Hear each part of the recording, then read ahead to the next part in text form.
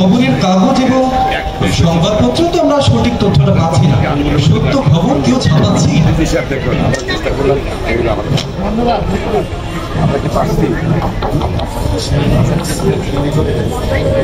কে জন এসেছে বাইরে কেউ না, আমার নাটকের অনেকদিন পরে দেখলাম তোকে। কেমন আছিস বন্ধু? আমি ভালোই আছি। আর বলিস না, কাজের এত চাপ সময় করতে পারি না। তো আজ সিদ্ধান্ত নিয়েছি যত কাজ থাকুক তোর সাথে দেখা করব, তারপর ভাবির হাতের চা খেতে খেতে জমি আড্ডা দিব। একদম ঠিক কাজই করেছিস। আর বন্ধু, হ্যাঁ, তোর কিন্তু প্রশংসা করতেই হয়। সেই পুরনো দিনের স্মৃতির কথা তোর আজও মনে আছে? কই গো, শুনছো? হ্যাঁ বলো। আরে দেখে যাও কে এসেছে, আর সাথে করে একটু চা নাস্তা নিয়ে এসো। আচ্ছা ঠিক আছে, বসো, আমি আসছি। আচ্ছা আচ্ছা, তারপর বন্ধু বল, কি খবর? বন্ধু, তুই যে বললি পুরনো দিনের স্মৃতি, এটা কি ভোলা যায়? তখনকার দিনটা অনেক ভালো ছিল। আসলে তুই ঠিকই বলেছিস। তখন মানুষের যে একটা সৌহার্দ্যপূর্ণ আচরণ ছিল, মানুষের মুখের কথার যে একটা বিশ্বাস ছিল, মূল্যায়ন ছিল, তাকে এখন আছে? কোথাও নেই। আমরা দিন দিন যেন কোথায় হারিয়ে যাচ্ছি, কোথায় যেন হারিয়ে যাচ্ছি আমরা। আসলে ঠিক বলেছিস বন্ধু, মানুষের ভেদাভেদ এতদিন বেড়ে গেছে। কোন রকম বেঁচে আছি তাতেই শুকরিয়া। মাঝে মাঝে আমার কি মনে হয় জানিস? কি মনে হয়? মাঝে মাঝে মনে হয় আমাদের দিন তো শেষ, কিন্তু আমাদের আগামী প্রজন্মের কি হবে? কি হবে মানে? আরে বাবা, আগামী প্রজন্ম নতুন বাংলাদেশ করবে। একদম ঠিক বলেছেন ভাবি। নতুন দিগন্তে উদ্ভাসিত হোক নতুন বাংলাদেশ। কিন্তু বন্ধু, আমার যে ভয় হয়, কখন না জানি কি হয়ে যায়। আরে বাবা, ভয়কে জয় করতে হবে, তবেই না দেখবে আমাদের সন্তানরা নতুন কিছু সৃষ্টি করছে। একদম ঠিক বলেছেন ভাবি। নিন ভাই, চাটা নিন। আচ্ছা আচ্ছা, নাও, তুমিও নাও। আচ্ছা ঠিক আছে। ও ভাবি, আপনার চায়ের জুড়ি নেই, আপনার চাই সেরা। ভাই, খানা তো বাড়িয়ে করতে হবে না। আচ্ছা ভাবি, ভালো কথা, আবিরকে দেখতে পাচ্ছি না যে, আবির কোথায়? আরে ওর কথা বলিস না। দিন নাই, রাত নাই, খাওয়া নাই, দাওয়া নেই, শুধু দেশ দেশ দেশ। এই দেশ নিয়ে এসে পড়ে আছে। এটা একটু কথা বললি বন্ধু? আমাদের দিন না হোক শেষ, এদের দিনটা শুরু। দে না, এদেরকে একটু সুযোগ দে, দেখবি এরা দেশটাকে নতুন করে সাজিয়ে ফেলেছে।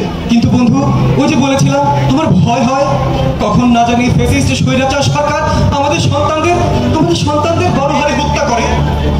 চারিদিকে তো আহাজারি, এত ভয়, এত আতঙ্ক, না জানি কখন কি ঘটে। ভাবি, আপনার মনের অবস্থা আমি বুঝছি। আমারও একই অবস্থা হয়েছিল কিছুদিন আগে। ভেবে দেখলাম যে আমরা বেঁচে আছি, এটা কি বেঁচে থাকা বলে? না। অন্যায়ের প্রতিবাদ করতে পারছি না। দুর্নীতির বিরুদ্ধে রুখে দাঁড়াতে পারছি না।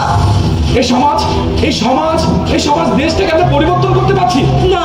পারছি না, কিছুই পারছি না।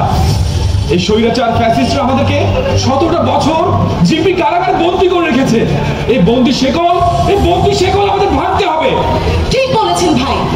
আমরা যদি আমাদের সন্তানদেরকে সহযোগিতা না করি, আমরা যদি তাদেরকে এগিয়ে চলার পথটা সুন্দর করে তৈরি করে দিতে না পারি, তাহলে কি হবে বলে? এটা তো আমাদের নৈতিক দায়িত্ব। একদম ঠিক বলেছেন ভাবি জানেন, মনকে শক্ত করে ফেলেছি। আমার মেয়ে কি বলে জানেন? কি বলে? বলে বাবা, আমি ওই স্বৈরাচার ফ্যাসিস্ট বৈষম্য বিরোধী আন্দোলনে যুক্ত হচ্ছি। যদি আমি দেশকে মুক্ত করতে না পারি, তাহলে আমার লাশটা খুঁজতে যেও। বাবা, আমার মেয়ের এই কথা শুনে আমার গর্বে বুকটা ভরে যায়। এমন সন্তানের বাবা হতে পেরে। আসলেই বন্ধু, আমাদের তো গর্ব করাই উচিত। আমাদের সন্তানরা এখন এগিয়ে যাচ্ছে এই দেশকে সংস্কার করার জন্য।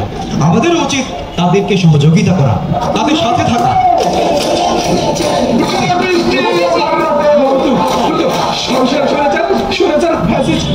আন্দোলন হচ্ছে, মিছিল বের হয়েছে। হ্যাঁ, মিছিল বের হয়েছে। আমরাও যাবো মিছিলে।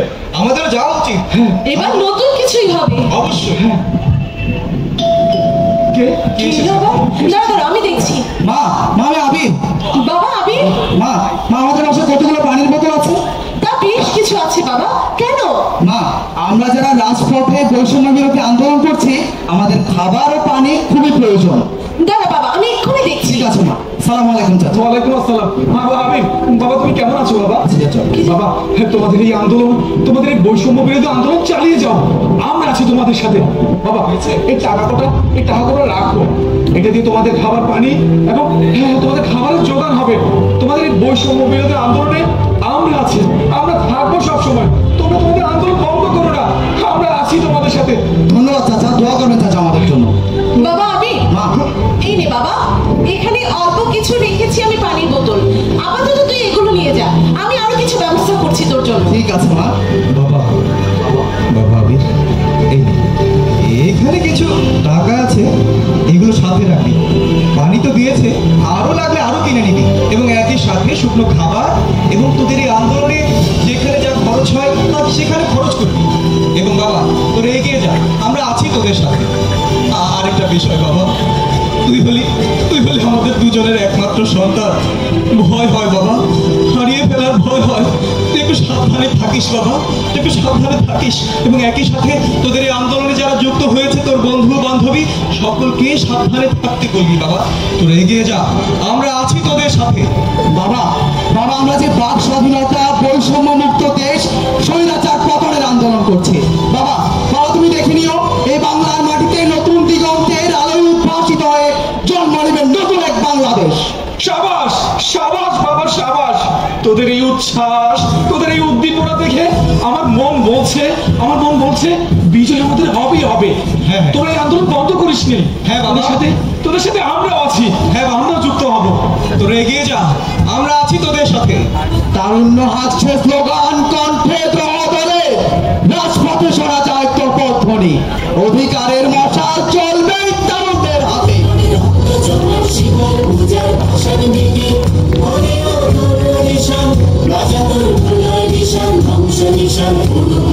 প্রাচীর ভেদি, ওরে ও তরুণ নিশান, রাজা তোর